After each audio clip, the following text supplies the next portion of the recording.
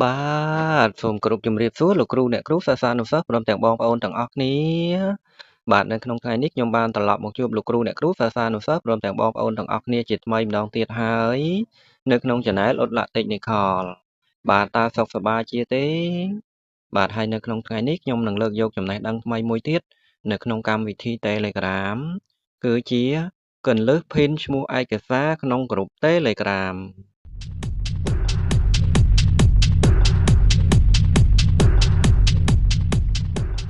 បាទហើយដើម្បីភិនឈ្មោះឯកសារក្នុងក្រុម Telegram របស់យើងបានតើយើងត្រូវធ្វើដូចម្ដេចដូច្នេះដើម្បីចូលទៅដល់ការបង្ហាញរបស់ខ្ញុំបាទខ្ញុំសូមលោកគ្រូអ្នកគ្រូសិស្សានុសិស្សព្រមទាំងបងប្អូនទាំងអស់គ្នាដែលបានចូលមកទស្សនាវីដេអូរបស់ខ្ញុំថ្មីសូមជួយចុច Like ចុច Subscribe ព្រមទាំងចុចបើករូបកណ្ដឹងដល់ Channel ខ្ញុំបាទដើម្បីខ្ញុំអាប់ឡូតវីដេអូថ្មីដែលជាវីដេអូផ្ដល់នូវចំណេះដឹងនៅថ្ងៃខាងមុខបានបង្ហាញចែកជូនដល់លោកគ្រូអ្នកគ្រូសិស្សានុសិស្សព្រមទាំងបងប្អូនទាំងអស់គ្នាបានឃើញមុនគេបាទហើយវីដេអូមួយនេះផងដែរគឺជាការបង្ហាញជូនទៅដល់បងម្នាក់ដែលបានធ្វើការ comment នៅលើវីដេអូ YouTube របស់ខ្ញុំបាទហើយខ្ញុំចូលទៅក្នុង YouTube ដើម្បីមើល comment របស់គាត់បាទហើយបន្ទាប់មកខ្ញុំចូលទៅកន្លែងរូប profile ខ្ញុំនៅខាងក្រោមនេះបាទហើយគាត់បានធ្វើការ comment សាកសួរនៅក្នុងវីដេអូមួយនេះគឺរបៀបទុកឯកសារក្នុងគណនី Telegram បាទហើយខ្ញុំចូលទៅក្នុងវីដេអូនេះដើម្បីមើល comment របស់គាត់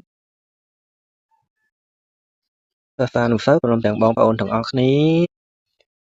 បាទខ្ញុំសូមធ្វើការ stop វីដេអូហើយខ្ញុំសូមចូលទៅកន្លែង comment នៅខាងក្រោមនេះបាទរួចហើយខ្ញុំចូលទៅកន្លែងរូប profile របស់គាត់បាទគាត់ឈ្មោះថាពិភពអាហារហើយខ្ញុំសូមចូលអាន comment របស់គាត់បាទគាត់បានសាកសួរថាសួស្តីបងសូមសួរមួយបងមានវិធីផ្ញើរូបភាពក្នុងក្រុម Telegram តែឲ្យរូបភាពរបស់យើងនៅលើគេសូមបងជួយបង្ហាញផងបងអរគុណបាទហើយខ្ញុំនឹងលើកយកវីដេអូនេះដើម្បីបង្ហាញជូនដល់បងហើយនិងលោកគ្រូអ្នកគ្រូសិស្សានុសិស្សព្រមទាំងបងប្អូនទាំងអស់គ្នាបាទហើយខ្ញុំឲ្យមេដៃគាត់មួយបាទហើយខ្ញុំឲ្យបេះដូងមួយទៀតបាទរួចហើយខ្ញុំចូលទៅក្នុងកម្មវិធី Telegram បាទខ្ញុំចូល Telegram នេះបាទហើយខ្ញុំលើកយកក្រុម Telegram មួយដើម្បីធ្វើការបង្ហាញជូនបាទគឺក្រុមឈ្មោះថាក្រុមមេរៀន Telegram នេះបាទហើយខ្ញុំសូមចូលទៅក្នុងក្រុមនេះហើយខ្ញុំមានឯកសារនៅក្នុងក្រុម Telegram នេះគឺមានទាំង voice ជាសំឡេងមានទាំងអក្សរបាទហើយនៅខាងលើនេះមានជារូបភាពបាទហើយនឹងវីដេអូគឺខ្ញុំមានរូបភាពនិងវីដេអូទាំងអស់នេះដើម្បីធ្វើការបង្ហាញពីគន្លឹះនៅក្នុងការភិនឯកសារក្នុងក្រុម Telegram ដូចនៅខាងលើនេះបាទហើយនេះគឺខ្ញុំបានធ្វើការភិននៅក្នុងវីដេអូមួយនេះគឺសរសេរចំណងជើងថាវីដេអូមាត់សមុទ្រគឺនៅកន្លែងនេះឃើញថាវីដេអូមាត់សមុទ្រគឺខ្ញុំបានធ្វើការភិននៅខាងលើនេះបាទហើយនៅក្នុងការសាកសួររបស់បងគឺបានសួរថាតើធ្វើដូចម្ដេចដើម្បីឲ្យឃើញរូបភាពដែលគាត់បានធ្វើការភិននោះគឺនៅខាងលើដូចនេះបាទហើយខ្ញុំនឹងធ្វើការបង្ហាញដោយយើងរករូបភាពណាមួយដើម្បីធ្វើការភិនបាទខ្ញុំសូមអស់ចុះមកខាងក្រោមបន្តិចដើម្បីយករូបភាពធ្វើការភិនបាទឧទាហរណ៍ថាខ្ញុំយករូបភាពមួយនេះដើម្បីធ្វើការភិននៅខាងលើនេះបាទហើយដើម្បីយើងធ្វើការភិនគឺយើងធ្វើការសង្កត់នៅលើរូបភាពនេះឲ្យយូរបន្តិចបាទក្រោយមកគឺយើងចូលទៅកន្លែងសញ្ញាដូចជាខ្មៅដៃខាងលើនេះបាទយើងចុចទៅលើសញ្ញាខ្មៅដៃយើងនឹងឃើញកន្លែងពាក្យថា caption នេះគឺយើងអាចសរសេរនៅចំណងជើងនៃរូបភាពដែលយើងចង់ធ្វើការភិននេះបាទឧទាហរណ៍ថារូបភាពនេះខ្ញុំសូមសរសេរថាទេសភាព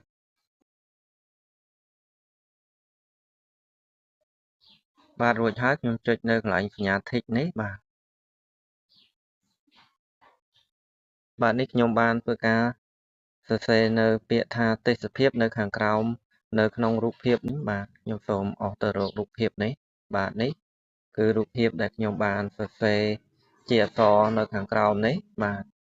ហើយដើម្បីយើងធ្វើការ print គឺយើងគ្រាន់តែចុចនៅកន្លែងផ្ទៃនេះបាទយើងនឹងឃើញអក្សរមួយផ្ទាំងលោតមកហើយបាទនេះគឺអក្សរមួយផ្ទាំងដែលយើងចង់ធ្វើការកំណត់បាទហើយនៅកន្លែងនេះគឺមានមុខងារជាច្រើនសម្រាប់ឲ្យយើងធ្វើការប្រើប្រាស់ប៉ុន្តែចំណុចដែលយើងចង់យកមកធ្វើការប្រើប្រាស់គឺកន្លែងពាក្យថា pin កន្លែងដែលមានរូបម្ជុលផ្ទាស់នេះបាទយើងចុចពាក្យថា pin នេះបាទហើយនឹងលោតសារមួយនេះគឺ pin message បានន័យថាយើងបង្ហាញសារនេះបាទខាងក្រោមគឺពាក្យថា pin this message in the group គឺបញ្ជាក់ថា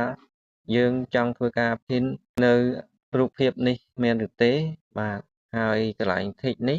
ប្រសិនជាយើង tick គឺបានន័យថាគឺយើងធ្វើការ pin នៅរូបភាពនេះគឺរាល់សមាជិកនៅក្នុងក្រុមគឺនឹងបានឃើញ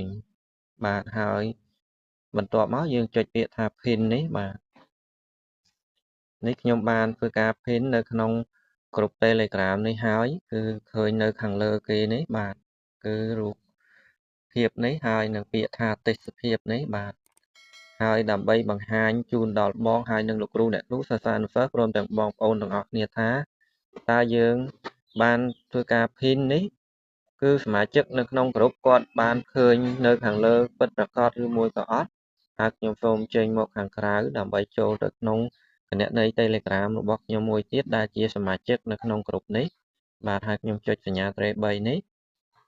បន្ទាប់មកខ្ញុំចុចនៅកន្លែងគណនី Telegram របស់ខ្ញុំឈ្មោះថា Technical នៅខាងក្រោមនេះបាទរួចហើយខ្ញុំចូលទៅក្នុងក្រុម Telegram ឈ្មោះថាក្រុមមេរៀន Telegram នេះដើម្បីមើល pin នៅក្នុងក្រុមនេះបាទ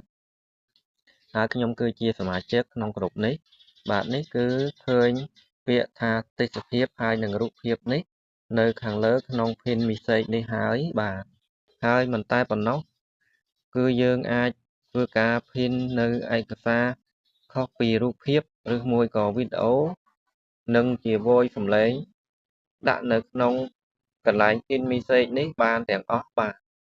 ហើយខ្ញុំសូមបង្ហាញបន្ថែមដែលខ្ញុំចង់យកនៅ voice ជាសំឡេងនេះដាក់នៅកន្លែង pin នេះដែរបាទរួចហើយខ្ញុំគ្រាន់តែសង្កត់កន្លែងផ្ទៃពណ៌សខាងក្រោមនេះបន្តិចបាទ